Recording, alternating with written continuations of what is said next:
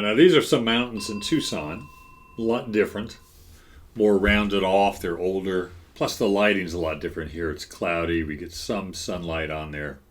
But I like the lighting on there and I like the shapes. A lot of times, sometimes I will crop quite a bit in the photograph when I see there's no other option. Most of the time I will bring the photos home, take big views, and then crop them on the computer screen or in a thumbnail drawing. So again, first thing I want to do here is don't confuse the light areas on the mountain here. Don't confuse these light areas with these light areas. They can't be the same. It is a gradual slope, but I want to separate it, find that base of the mountain and really separate those values from the mountain and the flat plane. Because again, the mountain's slanted. So my first thing here is just, if I'm blocking it in, I'm going to block this in dark because that's what I see most of. When I squint down at that photograph, and usually, we used to work with just prints, small 6x8 prints were about as big as I ever printed them. Didn't have to squint that much. You had to squint to kind of see more variation. But on the computer screen, I squint just like I would outside. And I see the dark value compared to the light value down here. And I want to make sure that I am getting the right value of dark here compared to here, how much darker these bushes are. Again, that comparison, really important. And then adding the lights on the mountains, I'll have these a bit warmer because they're closer right in here. And these a bit more muted. They can be the same color, white and orange with a little bit of blue, and then white and orange with a little bit more blue, a little more white too back in here. But it's muted. Now I can, as I mix and make that muted color of blue and orange, I can always add some other color to it, a little bit of violet, a little bit of viridian, anything to kind of change up the color slightly. My goal is to make it muted and in this case warm compared to the shadow. And the shadow here, to me, is more of a violet with orange, or a violet with a cad red light, or blue violet with a little orange. And then making sure I get, again, that comparison of foreground lights here a lot lighter, warmer than back in here, and these even darker yet. Still sunlit, just less white than these lights back in here. And that comparison, getting the lights light enough in here that they look sunlit compared to these shadows, but they're dark compared to these sunlit areas. So it's always that comparison. If you can get in the habit of, when you mix in a value, comparing it with 2 or 3 values around it, it's going to work a lot better. I also opened up the sky just a bit. I probably would even a bit more, showing a bit more blue to get contrast in the clouds, but you can see the simplification here. And of course this is digital. There's no brushwork, there's no edges, variety of hard and soft edges, but if I can get this down on the canvas with the shapes right to make a good composition, the values right, this works. Again, you're going to have brush strokes that kind of blend a bit more. You can't help it doing that with oils. But this is how I want to simplify it. It won't look like a computer image, it'll look like paint if I'm using, of course, paint.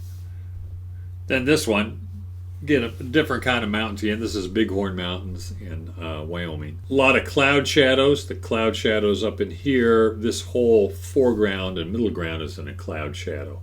But I want to mix, I want to simplify it even more and get simplification. First I want to crop it too much over here on the right and a little too much on the left as well, and too much foreground. I want to zoom in, make the mountains bigger and the big cottonwood there a lot bigger. So there's my cropping, becomes more of a square, almost a vertical. Doesn't have to be that square, but that is a good option. I can move the cows around. But I want to simplify, I want to really emphasize these cloud shadows. That's what interested me along with the tree. And emphasize this sunlit area compared to the shadow areas. So really get that contrast. Go for extremes on those values and temperatures. I'm pushing the cloud shadows a lot bluer. I'm also pushing the light areas on these mountains a lot cooler and lighter. So there's more contrast between the light and the cloud shadow. And there's more temperature contrast, because if I go this cool, I really push this blue. It's just blue with a little bit of either cad red light or orange. If I can go that cool in the shadow, then I can go even cooler with this light area in the mountain. But this has to be, here, has to be warmer than that. And at the same time, this has to be cooler than this and this, because it's way in the distance. So you have to juggle those comparisons. The more you can simplify the shapes, like we're doing here in the photographs, very simple shapes, very simple values, just 2 values on each layer of mountain or foreground or whatever, then you can get that contrast. Then I can spend more time getting subtleties between the light and dark, or subtleties in the light area or the dark area. But too much of it will destroy it. Then the comparison of the darker dark here against this dark here, which is actually darker than back here. It doesn't look like it, but it is. And between this lighter shadow and these lights back in here, all this has to have a lot of contrast going on. And if you're too wrapped up in just copying the photo, you'll miss it all. You have to get into that habit of painting what you know. Painting what you know will make the painting work better. Like making the shadow bluer here, making the lights areas a little cooler but still warmer than the shadow, and so on. Looking at a couple of paintings, I have 3 here by Edgar Payne. And you can see that even though he's added subtleties in here, he's got 2 or 3 values in the shadows of the mountains, 2 or 3 values in the lights. He started probably with this 1 value here and this 1 value there, and got everything blocked in, simplified, made sure the shapes were working right. And then the comparison of how light these shadows are, which they look dark when you're just looking up here, but they are very light compared to the shadows in here. And that's what you want, that comparison. And that gradual, darkest, less dark, less yet, less dark, and lightest dark as it goes back. That's what creates depth, and you have to be comparing to do that.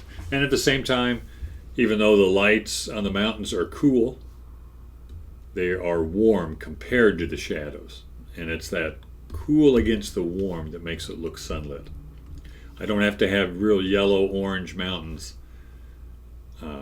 in the sunlit areas to make them look warm. It just has to be warmer than the shadow. Another one here, also Edgar Payne, but again you can see a little darker light area on the shadow, but still a bit more orange than the shadow. The shadow here, if he started with this kind of muted blue, then he adds the reflected light on top. A little bit of subtle color and value change in the light area, but not much. Simpler you can keep it, the better. And then of course that contrast of the darker darks works real well. Now these are more cliffs in Canyon de Chelly.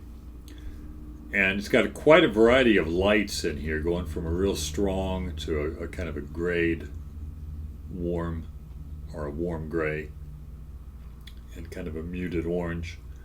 But that really contrasts that cool shadow. And again, if he starts with this value, and probably starts with this value in color, and that gives him strong contrast of dark and light and strong contrast of cool and warm.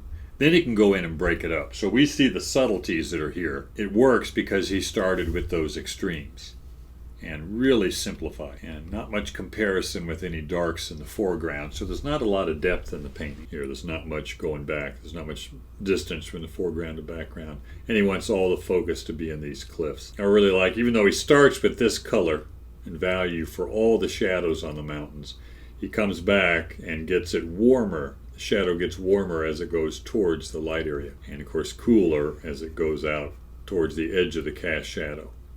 And that's because the reflected light bouncing back up in here and in here. So remember those 3 things: simplifying the shapes and values and coming up with 2 simple dark and light to suggest the light that everything's going to be built upon. Creating simple 2 colors, one for the dark, one for the light, that again suggests the temperature for the dark and the light. And then the comparison of warm and cool, and between the background, middle ground, and foreground.